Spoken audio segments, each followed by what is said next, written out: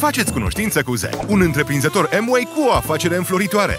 Zack își iubește afacerea. El face profit imediat din adausul comercial recomandat. Dar este chiar mai bine, deoarece ca întreprinzător Amway, Zack este recompensat pentru că îi ajută și pe alții să reușească, pentru construirea unui grup. Nu acel tip de grup. Grupul dumneavoastră este format din acele persoane pe care le invitați personal să se alăture afacerii Amway și din persoanele pe care aceștia le invită și așa mai departe. Aceasta se numește îndrumare. Zack i-a îndrumat pe prietenii săi, Anne, Quan, pe colegul său de cameră de la universitate și pe Michael, pe care l-a cunoscut în autobuz. Pentru vânzările pe care le-au realizat împreună, planul de vânzări și marketing Amway îi recompensează cu un bonus de performanță. Acesta este un bonus lunar bazat pe activitatea dumneavoastră personală și pe activitatea grupului dumneavoastră.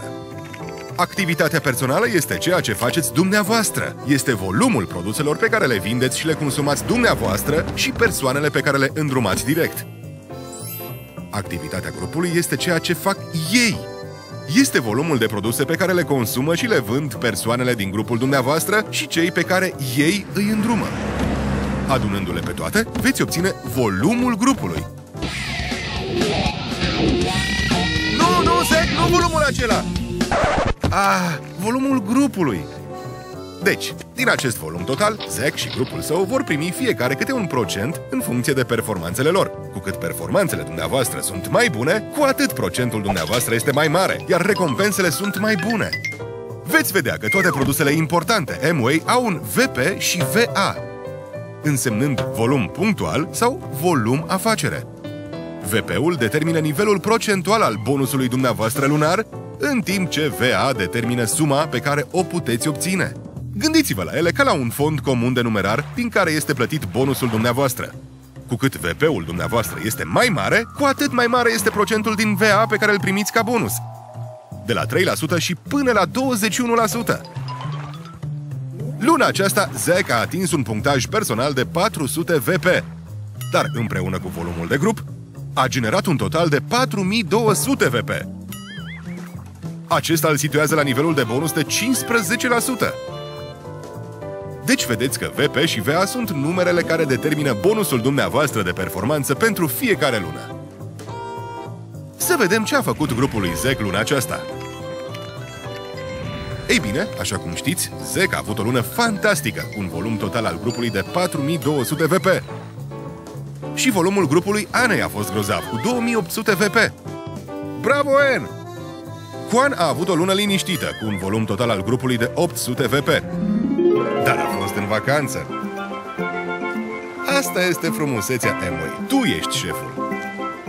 Michael abia a început și se descurcă bine, realizând deja 200 VP.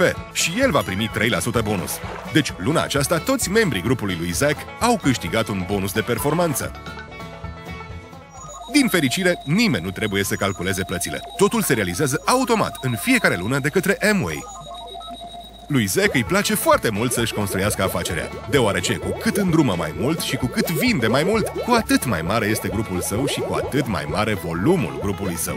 Zack construiește o afacere durabilă, pe orizontală și în adâncime. Deci acum Zack trebuie doar să se relaxeze și să urmărească cum vin banii. Nu-i așa? Nu chiar, Zack. Ups! Planul este corect și recompensează doar efortul, fie în vânzări, fie în sprijinirea altora să-și dezvolte afacerile. Cu Amway puteți câștiga bani pe măsura energiei, efortului și implicării depuse. Pur și simplu. Dar mai e ceva. Întotdeauna mai e ceva.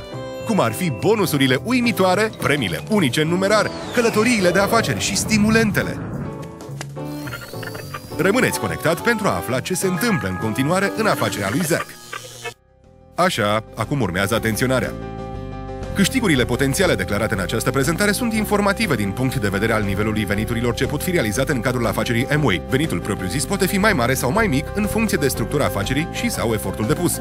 Vă rugăm să rețineți că numai întreprinzătorii privați autorizați care au o formă de înregistrare legală a activității pot obține venituri din vânzări.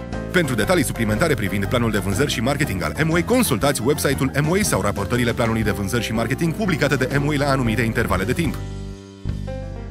Vă mulțumim foarte mult!